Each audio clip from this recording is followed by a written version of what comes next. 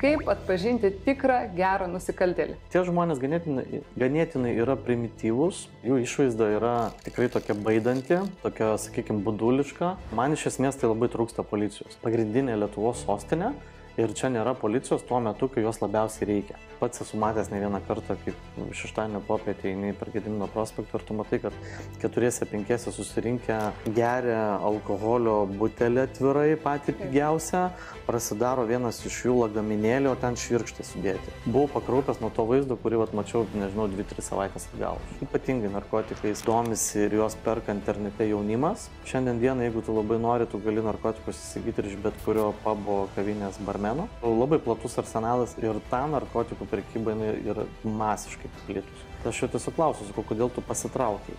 Sako, taigi pelningas verslas. Vienintelė problema yra tame, kad jaunimas vis dažniau miršta nuo ypatingai nekokybiškų narkotikų. Sveiki, aš esu Rasa Pavarienė ir atveriu duris iš tiesų įspūdingiam pašnekovam. Šiandien kalbėsim man pačiai labai įdomią ir aktualią temą apie nusikaltimus, narkotikus su kriminalinių naujienų žurnalistu, 10 knygų autorium Dailium Dargiu. Sveiki, Rasa.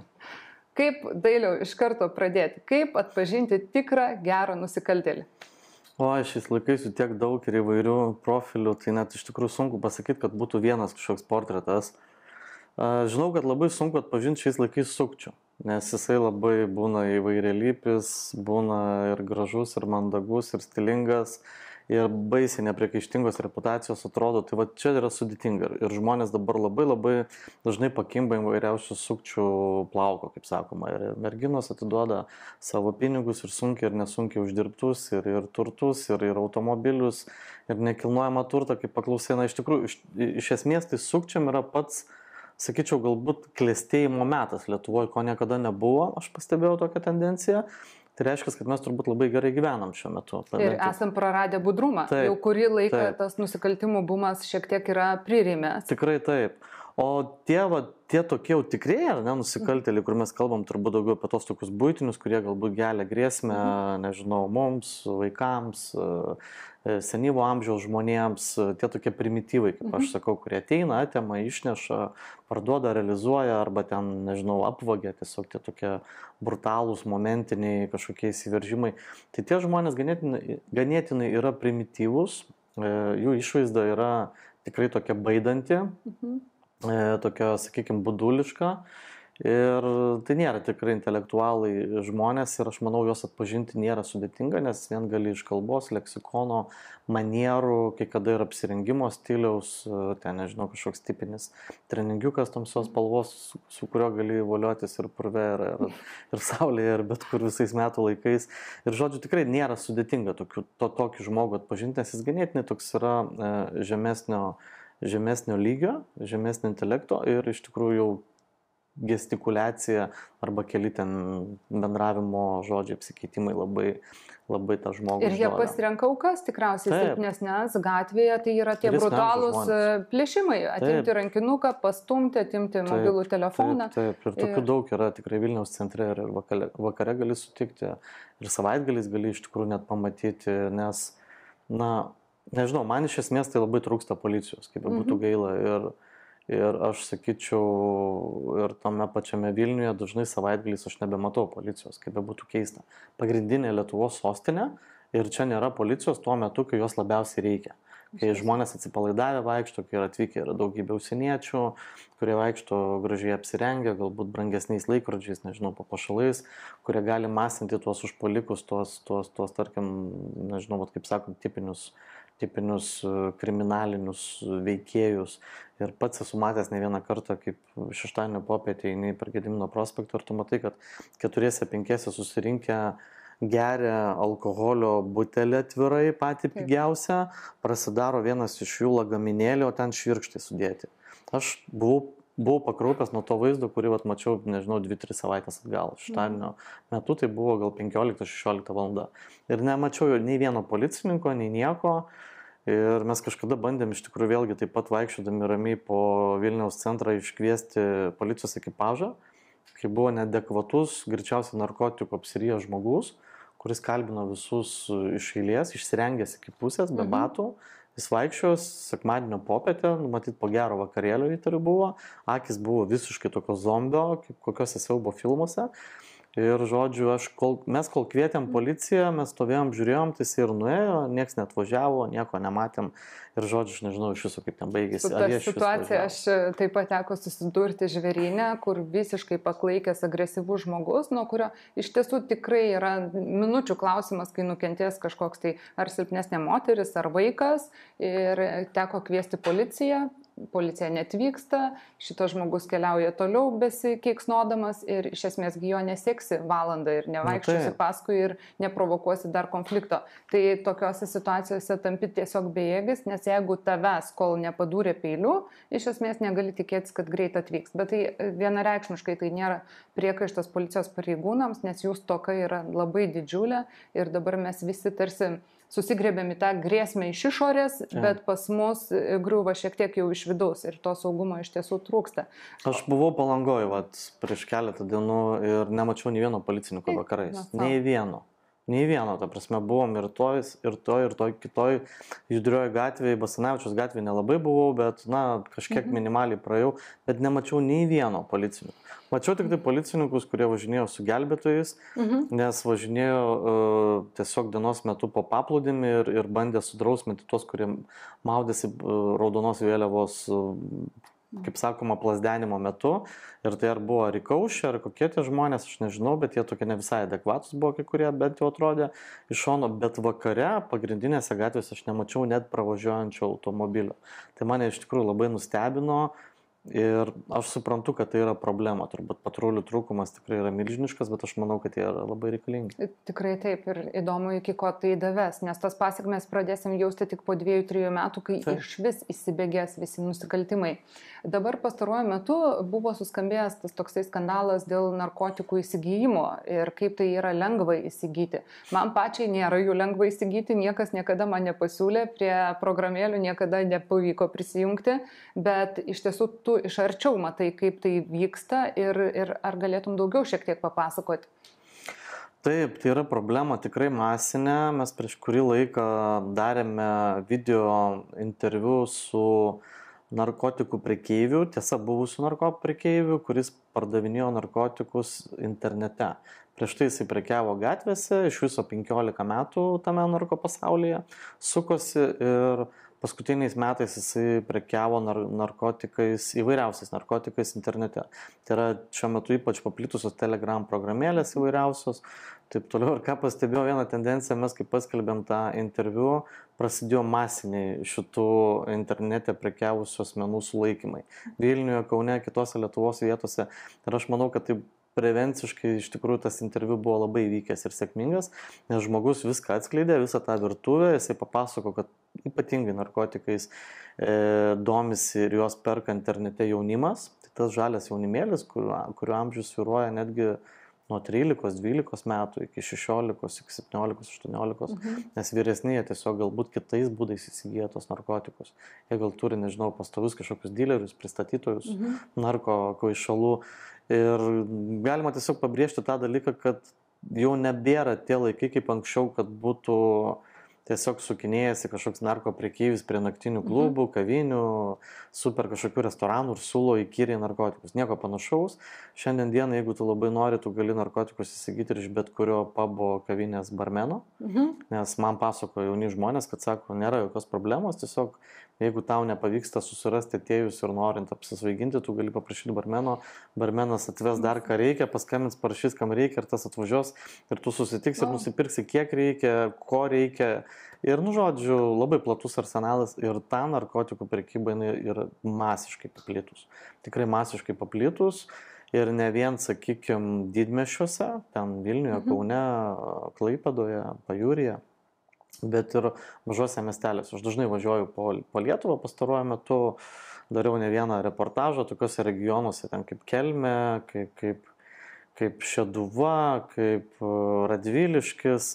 Ir man visur pasako, kad būtent ten yra irgi problema.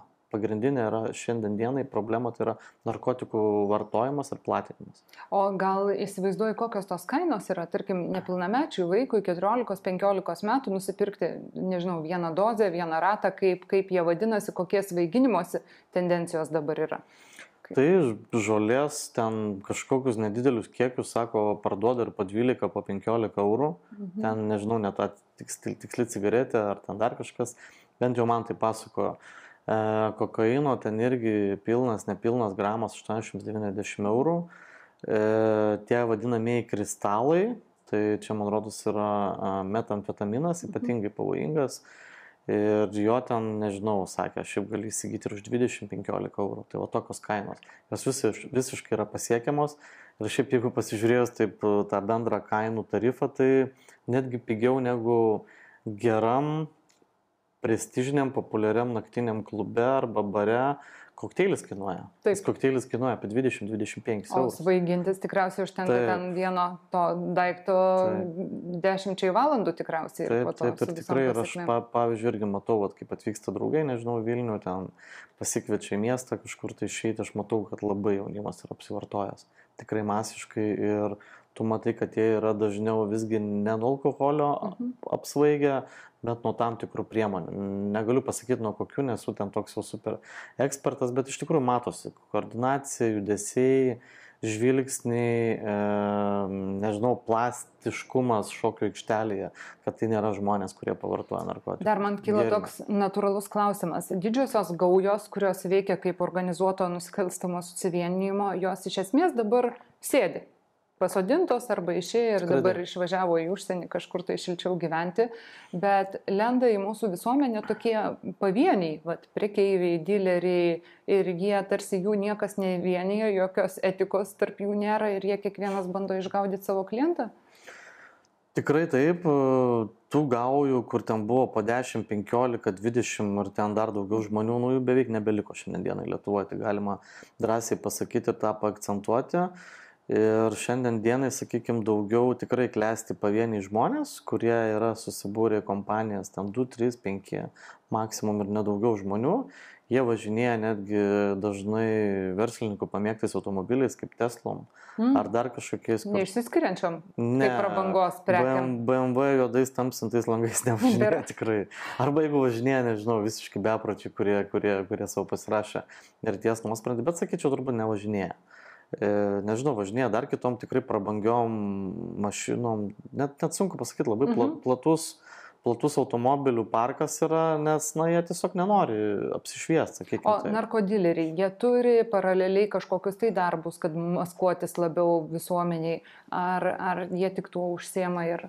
Ne, tai šiandien dienai taip, turi savo įmonės, kurios tarkim, verčiasi, nežinau, pagrindiniai verslai tai turbūt yra statybos, namų statybos apdailos įvairiausios paslaugos, taip, darbai, logistika. Tai gali būti ir vietinė, ir artimiausias šalis, arba ten kai kurias pasirinktas šalis, tarkim, Norvegija, į Didžiąją Britaniją, į Airiją, nežinau, dar galbūt Skandinaviją. Bet tuo pačiu jie užsiema ir tuo narkotikų transportavimu. Be abejo. Tai čia viskas paraleliai keliauja. Bet pagrindiniai verslai yra būtent tokie top verslai, sakykime, šitie 3. Nežinau, nei vieno, kuris verstųsi informaciniam technologijom ir paraleliai narkotikais.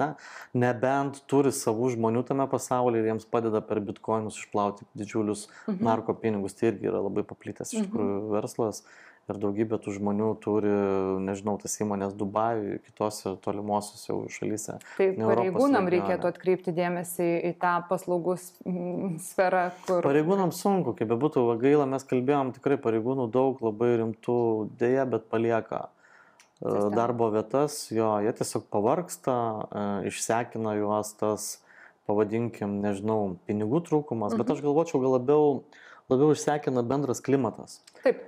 Psichologinis, jie pavargsta nuo tos, galbūt, nuo tų įvairiausių kažkokių reformų, nuo tų įvairiausių kažkokių naujų taisyklių įvedimų, galbūt didelio reikalavimo, jūs ten padarykite daugiau ten suraskite daugiau, pažymėkite daugiau, ten į tuos, nežinau, tvarkaraščius, kažkokius ten tuos mėnesio darbų sąrašus, tempus ir visą kitą, ir jie tiesiog pavargsta ir jie nebeiškenčia. Išeina, aš taipogi atstovaudama buvusius pareigūnus, aš išėjau vienareikšmiškai ne dėl finansinių pajėgumų, o dėl to, kad pasijauti bejėgės. Nusikaltėliai daro tos pačius nusikaltimus, realiai auklėjamoji funkcija jokia neveikia. Taip. Pats tampi tokiu buhalteriu, kur turi tik tai žymėti bylas ir tavo darbas tampa, neturi tos prasmės, dėl kurios tu iš esmės atėjai. O dabar išeina tikrai patirti didžiulę turintis pareigūnai ir nauji pareigūnai, kurie dirba iš idėjos ir atėję į tą sistemą, jie našus bus narplioti tikrai sudėtingus nusikaltimus, iš esmės, manau, po 10 metų, nes patirtis jinai yra neišmokstama, jos reikia įgyti. Tai va, ir man labai gaila, kad iš tikrųjų pareigūnas šiandien dienai turi ir važiuoti budėjimus, turi ir sekti kažkokius nepilnamečių gaujas ir turi dar pildyti krūvą popierizmo, kas yra visiška nesąmonė ir absurdas. Nes jeigu jisai turi sekti, stebėti arba bandyti suimti, tai jis ir turi ant to. Jis negali veikti. Nieko kito daryti, tai tiesiog net negali blaškytis. Taip, tu negali truputį ir parašyti, ir pabūti komisariate, ir išvažiuoti į budėjimą ir atvežti nusikaltėlius antrankiais. Taip. Ir dar narkotikų maišelių didžiulių kišenį. Čia yra absurdas. Ta prasme, tai yra misija neįmanoma ir aš manau, tai mato patys dėja, bet didžioji dalis tų pareigūnų.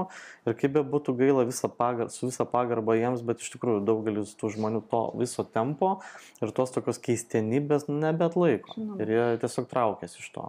Dar Dailiau, aš pati susidūriau su keletą iniciatyvių mamų. Mes po vieno didelio skandalo, kai nukentėjo nuo narkotikų vaikas, nusprendėme, kad mūsų mokykla, kur lanko mūsų vaikai, mes padarysim kartu su direktorės pagalba švarę mokyklą be narkotikų. Sakau, žinoma, svarbu iniciatyva yra, policijos pareigūnus bendradarbiaujančius tokių kilnių tikslų rasime, pasimsim šunis, kurie ieško narkotikų ir galvom, kad tai bus be proto paprasta padaryti.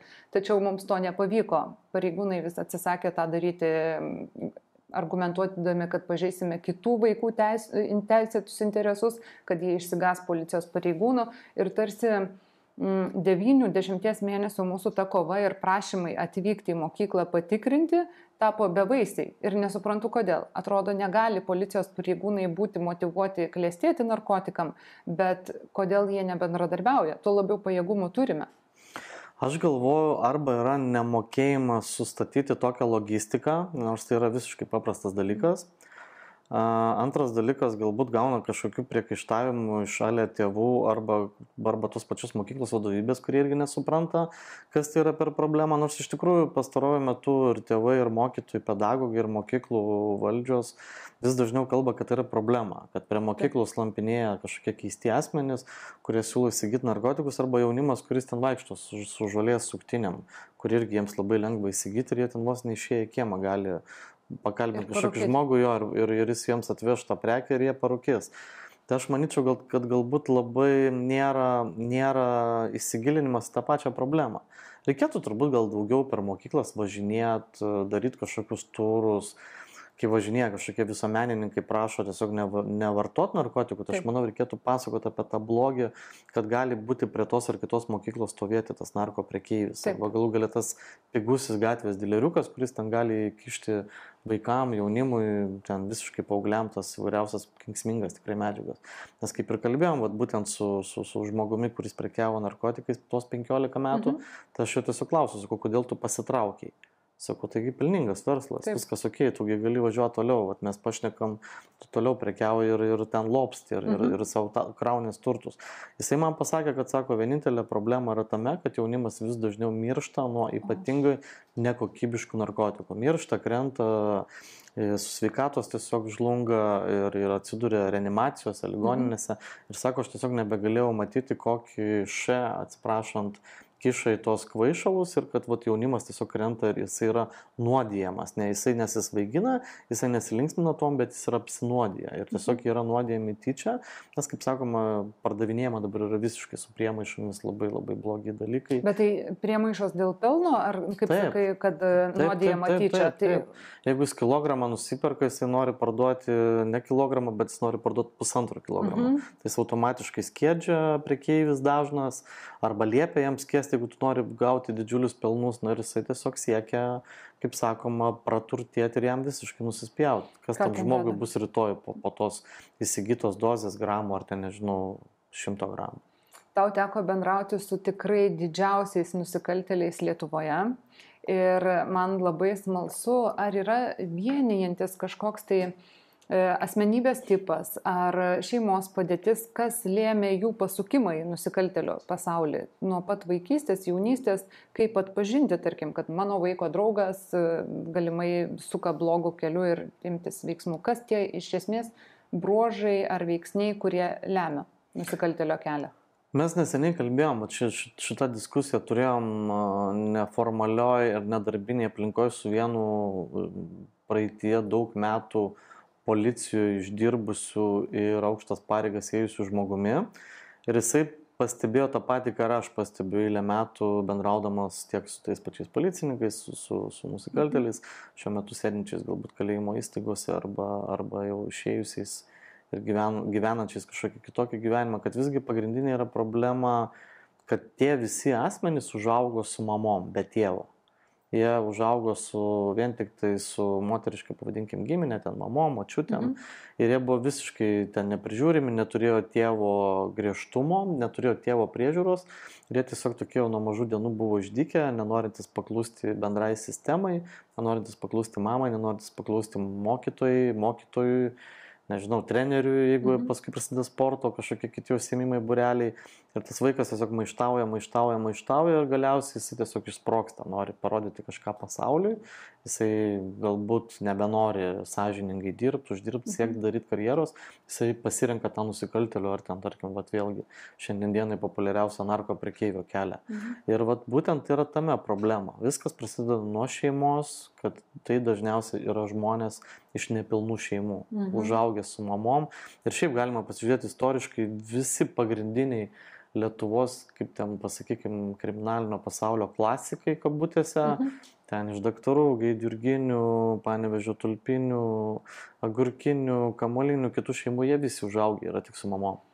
Tiesiog yra viena bendra tendencija. Kaip keista, atrodo, mama turėtų apglobti dėmesiu, meilę, švelnumu, netgi turėtų žmogus būti švelnesnis, negu augdamas su griežta tėčio ranka. Mama viską darė, kad išlaikytų tą vaiką, jinai dirbo per 2-3 darbus, jeigu tai buvo tai tarybiniai laikai, ar ne, nebuvo interneto, buvo kitokie darbai, mes patys atsimenam, ar ne, ten kokie buvo tie darbai, ten buvo fabrikai, kažkokios naktinės pamainos, taip toliau, tai faktiškai mamos beveik nebūdavo namie, tas vaikas visur ten šlitinėjasi po rajonus, kiemuose susiformuoja tos pirmosios gaujos ankstyvajame etape ir būtent prasideda vėliau, kur viskas išeina į patį aukščiausią kriminalinį elitą.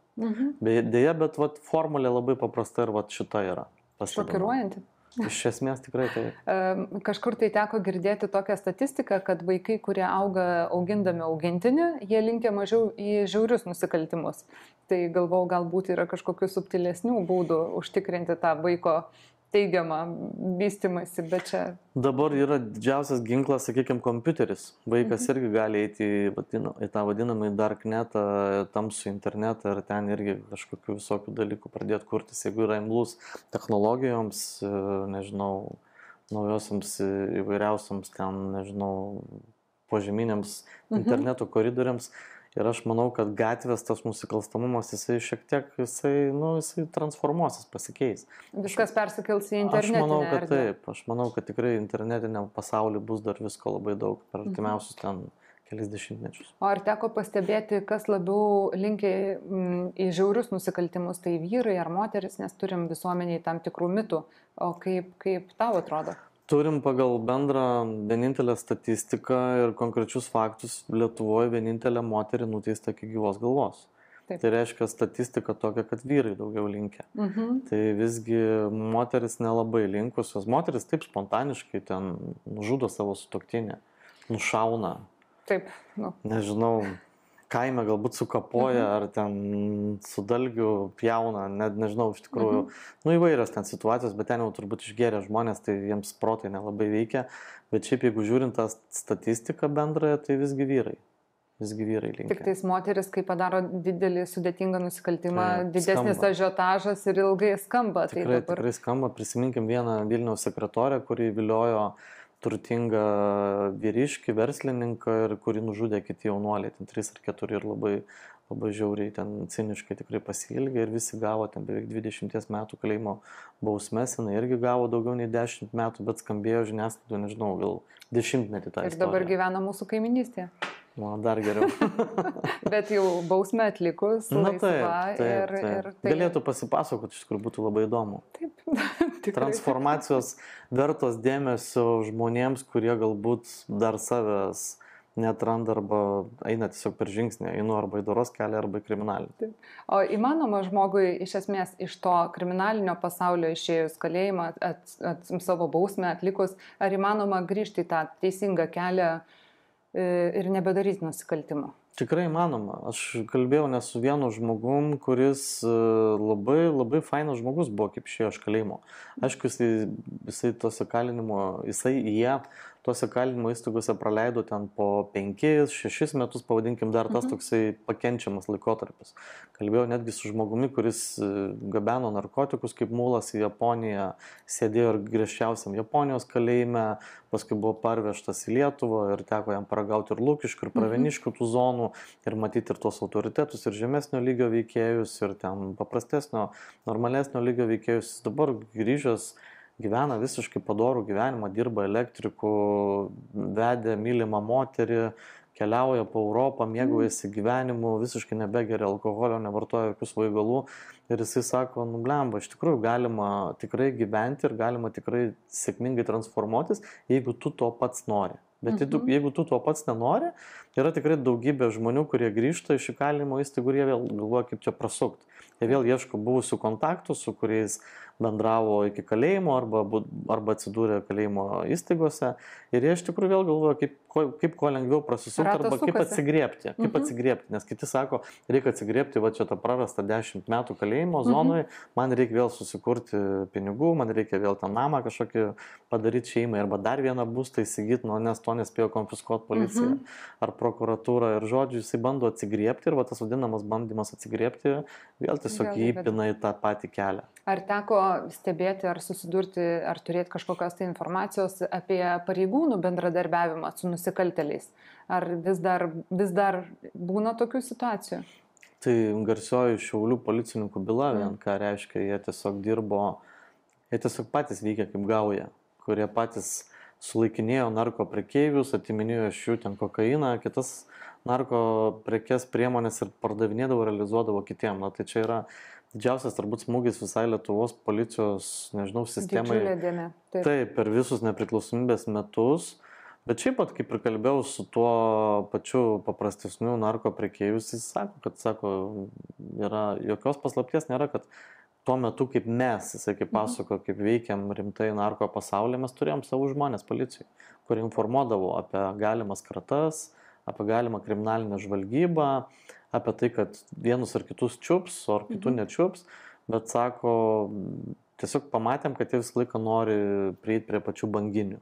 O prieiti prie pačių banginių yra labai sudėtinga, nes kur kas lengviau yra tarkim, pareigūnams, kaip rodo praktika ir tiesiog istorijos, suimti tuos prekeivius paprastus, negu tuos pačius, nežinau, piramidės viršuje esančius narkobaronus, sakykime, kurie projektuoja visus narko nusikaltimus arba kitus nusikaltimus.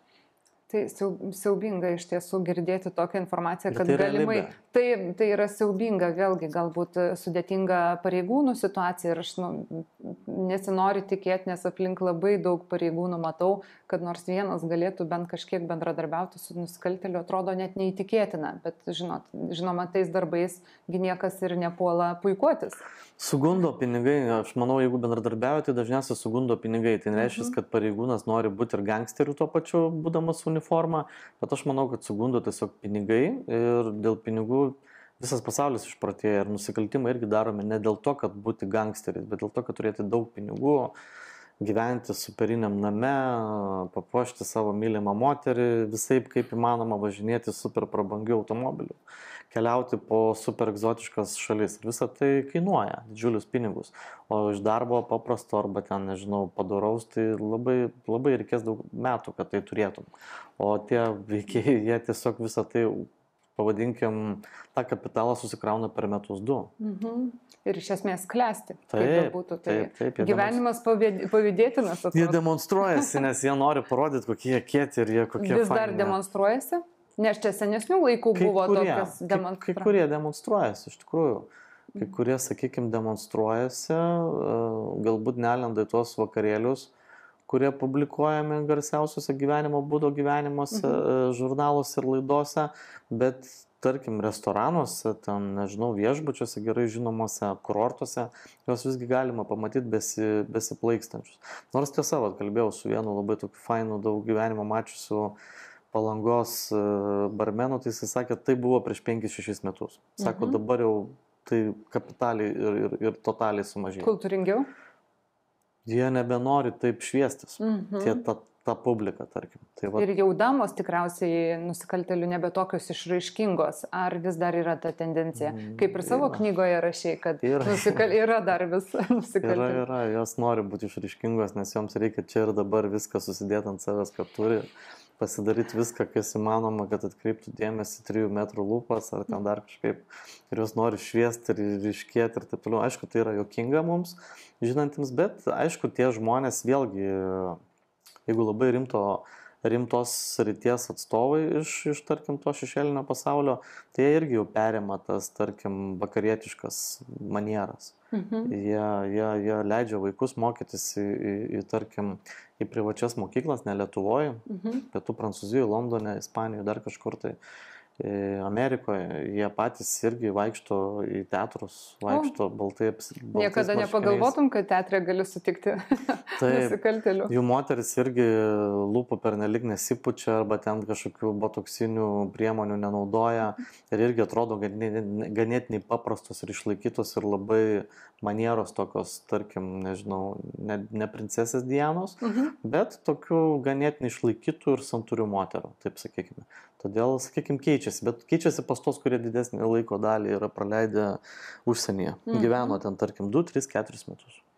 Tai tas atneša savo tokį ganėtinai pagerėjimą. Nes tu bus identifikuotas, tu ten, nežinau, vakaruose busi pamatytas kaip kažkoks budulis, neiškia veikla užsiminėjantis žmogus ir tavęs nebepriims. Ten žmonės visgi kitaip yra pozicionuojami, tie patys turčiai yra labai kultūringi ir išlaikyti žmonės dažnu atveju, ar ne tenai vakarų pasaulyje nesipuikuoja taip pigiai kaip pas mumis arba mūsiškiai pripratę dažnu atveju ir todėl tie žmonės turbūt perima tas manieras iš jų, aš taip matyčiau ir taip bent jau girdėjęs su konkrečiu pavyzdžiu. Tai yra teigiamų pokyčių? Tikrai taip. Jau nebado akių. Dar stebiu žiniasklaidos žinias įvairias, kai nuskamba ten žmogžudystės, nušovė sutuoktinį ar kažkas panašaus. Ar vyrauja dar tokie sudėtingi nusikaltimai kaip užsakomos žmogžudystės, nes jų vis kažkaip tai girdisi vis mažiau? Taip, iš tikrųjų yra ir matėm paskutiniu metu, ar ne, čia irgi Klaipėdoje dėl kažkokios moters buvo kažkoks susišaudimas, ten vos nekėmė, irgi toks ganėtinai 90-osius primenantis atvejis, kur mane labai nustebino. Čia šių metų buvo vasaros pradžioje, kur ten irgi nesuprasi motyvų, kas dėl ko. Ten vyriškis nužudė tą asmenį, kuris buvo su jo moterim, paskui pats nusižudė. Toks žiaurus iš tikrųjų aktas, pavadinkim, nusikaltimo. Prieš kelis metus buvo nušautas žinomas bušido čempionas Kaune, ar ne, Remigijus Markevičius, kurio istoriją mes irgi labai plačiai gvildenom ir stebėjom ir tyrėm, pavadinkim, ir žiūrėjom ten tas aplinkybės, narpliojom, bet paaiškėjo žudikas pats prisipažino, bet vėlgi motyvas yra neaiškus, dėl ko nužudytas. Taip iki šiol neaišku, ten, ar jis kažkam padarė blogo, tik kieno užsakymas. Taip, tik tai kieno užsakymas, ta prasme, vykdytojas aiškus, bet užsakovai ir motyvai iki šiol nėra aiškus.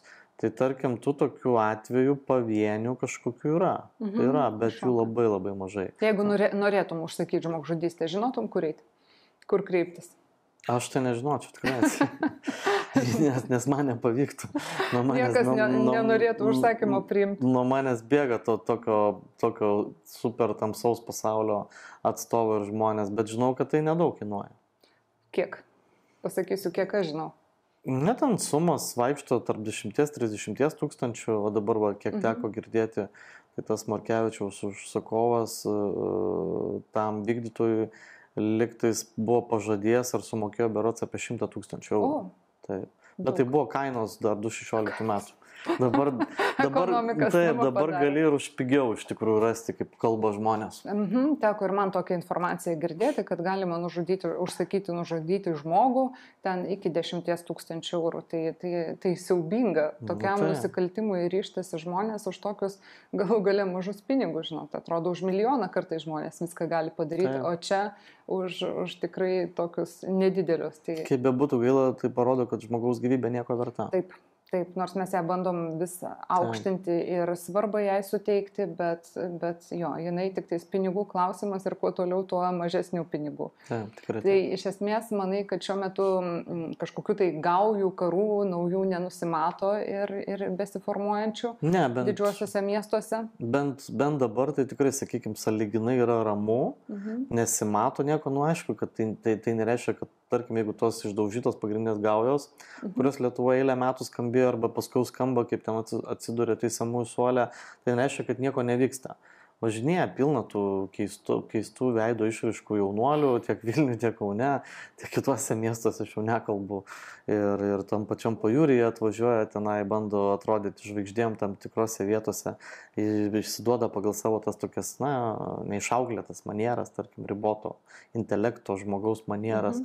Ir tų žmonių tikrai yra, bet sakykime, galbūt vyksta viskas rafinuotai, slaptai, jie bijo irgi patekti už grotų, jie galbūt irgi taip stengiasi per daug nesiafišuoti, nesiviešinti ir galbūt nedaryti tų labai tokių super drastiškų nusikaltimų, bet tikrai žmonės, kurie verčiasi kriminalais, jie ir verčiasi. Galų gale yra daugybė žmonių, kurie, tarkim, augina vadinamą žolę Londone, prie Londono, tose vadinamose fermose, išnuomotose namuose, įsirengia tas pogrindinės laboratorijas, o čia grįžta ir tos pinigus legalizuoja vėlgi tas pačias statybas, į nekilnojamą turtą, į pirkimą, pardavimą, spekulacijas, į automobilių kažkokį biznį ir sukasi tos karuselės, tie pinigai taip ir būna išplaunami. O narkotikų kryptis iš kurių šalių? Žinoma, iš Olandijos pas mus atkeliauja, iš kur dar? Taip, pagrindiniai uostai yra Olandijoje. Olandijoje, Belgijoje, pagrindiniai Europos yra 2 uostai. Tai būtent iš tenai, bet pas mus atvažiuoja labai nekokybiški kvaišalai. Netgi patys to pasaulio rimti atstovai sako, kad, atliekas vartoja Lietuvos jaunimas. Gal tai yra pliusas, mažiau kenkia? Taip, aš manau, tai turėtų jauni žmonės žinoti. Tikrai tai yra visiškas brūdas, pavadinkime, labai kenksmingos medžiagos. Ir kaip tu pats matai, labai daug tarp jaunimo yra vartojančių. Iš esmės tai yra masinis toks reiškinys, nes man atrodo masinis. Arba čia naujos tendencijos, kad tie žmonės tokie tarsi narkomanai, ar Aš tai matyčiau, kad tai yra mada ir jaunas merginos jos labiau nori ne brangaus šampano, bet kokaino takelio. Ir kur tai veda? Tai veda, tai pragaištį, nes tai atima protą, tai atima sveikatą, tai atima vertybės, tai tiesiog žmogų padaro robotą, priklausomą ar ne nuo tų baltų miltelių, o tie jauni vyrai, jie irgi vartoja dėl mados. Čia irgi toksai maždaug, įvarysiu biškį, kad atsigaučiau, kad palaikyčiau nakties ritmą, kad su draugais daugiau turėčiau apie ką pašnekėti ir neičiau anksčiau miegoti. Tiesiog yra tokie dažnai pasiteisinimai, bet iš tikrųjų tai, jie nejaučia, kad tai kiekvieną savaitgalį tai daro, arba daro į mėnesį kartą 2-3, nežinau, galbūt ten kas mėnesį, bet tai... O jam pavyksta iš esmės išsikapanoti? Nustoti, vartoti, baigti ir taip. Čia vėlgi kaip priklauso nuo žmogaus, kaip kuriem pavyksta išėjus iš kalinimo įstaigos atsistoti ir pradėti visiškai naują gyvenimą, taip pat ir nustoti tūsintis, kitaip tariant, jam irgi pavyksta, jeigu jis labai nori ir jisai masto. Yra tokių, kurie tikrai intensyviai ten, kaip sakau, balevodavo ištisus ten 5-10 metų, o šiandien dienai žinau, kad yra sportininkai, sveiką gyvenseną labai griežtai propaguojantis ir visiškai nevartojantis net alkoholio. Tai aš manau pavyksta, jeigu žmogus labai nori. Bet čia viskas priklauso nuo žmogaus. Pačios asmenybės. Užkabinai įdomią temą. Ar sportas ir nusikaltimas, būtent kovos menai, yra šalia vienas kito einantis? Žinai, būdavo, gaujos formuodavosi irgi prie futbolo, prie dziudo ar ten įvairių kovinių sportų. Ar leidus savo vaiką, tarkim, imtynės, ar tai yra tam tikros kultūros jau to, kur šalia nusikaltimo augimas? Faktas, kad koviniuose sportuose dažnai figūruoja tokie žmonės, kurie turėjo tam tikras praeitis arba pažįsta žmonės, tiksliau tie žmonės iš šešėlinio pasaulio buvę ar esami, jie bando šlėtis prie tų kovinių sportininkų, jie bando paremti tos sportininkus, trenerius, nes kovinis sportas Lietuvoje labai pas mumis sunkiai finansiškai, jisai klesti, jisai net neklesti, sakykime, juda labai sunkiai, kvėpuoja vos. Todėl, tarkim, tie veikėjai visokie neaiškus, jie bando taip prisigretinti patys, kažkokį rėmimą padėti, panaudoti. Ir tie dalykai tokie, taip ir juda, bet patys, kad sportininkai labai profesionalai norėtų, kaip man vienas kovinio sporto atstovas, labai žinomas, beje, irgi visur labai matomas yra pasakęs. Sako, bachūrai yra bachūrai, čia tipo viskas gerai, okei, bet kai tau, sako, reikia kažkokios paprastos pagalbos, kaip tau sportininkui įsikalba ten, ar ten žmogiškosios ir sako, baigėsi visi bachūrai, baigėsi visos, sako, jų pažadai, tradicijos, tau padėsim, visa kita. Tai sako, aš supratau, kad ten tas bachūrų pasaulis yra nieko vertas. Tiesiog tušti pažadai, tuščios kalbos. Tai tie rimti, tarkim, pasaulyje, galbūt netgi ne vien Lietuvoje pasiekę sportininkai, jie mato, kad tai yra tuštybė. Ir prie to patys Remigijaus Markevičiaus irgi labai daugybė šlėjosi kriminalinio pasaulio asmenų, kurie kartu įveždavosi kelionės, fotografuodavo kalnuose. Ten kažkokios tokia parama. Taip, tokia parama, tik pasirodyt, va ir jis prie mūsų. Taip, draugas. Bet tai tokie, tušti labai reikalai. Todėl, tarkim, jeigu labai profesionaliam sporte dalyvauja tie žmonės, tai aš manau, jie nebenori. Jie nebenori, nes jie matė puikiai futbolo istorijas, kad vienas žmogus tiesiog gadino visiems bendrą foną. Žinoma. Taip, ir būtent todėl ten, tarkim, to kovinio sporto atstovai jie labai mato irgi, kad gali visą tai baigti skandalais, bereikalingomis žurnalistų antraštėmis ir galų gali tu gausi tik daugiau problemų, bet nenaudos. Taip, tai irgi einam kažkur tai gerą. Ačiū, Dailiau, tau labai už pokalbį. Dėkui. Iš esmės pokalbis labai turiningas, labai įdomus. Pati sužinojau naujų faktų, kurie iš esmės šokiruoja ir šitoje visuomenėje, kur mamos dažnai vienos augina vaikus, augina sūnus, be tėvo griežtesnės rankos ar jo apkabinimo ar palaikymo, iš esmės dažnai tai yra kelias į pražūtį.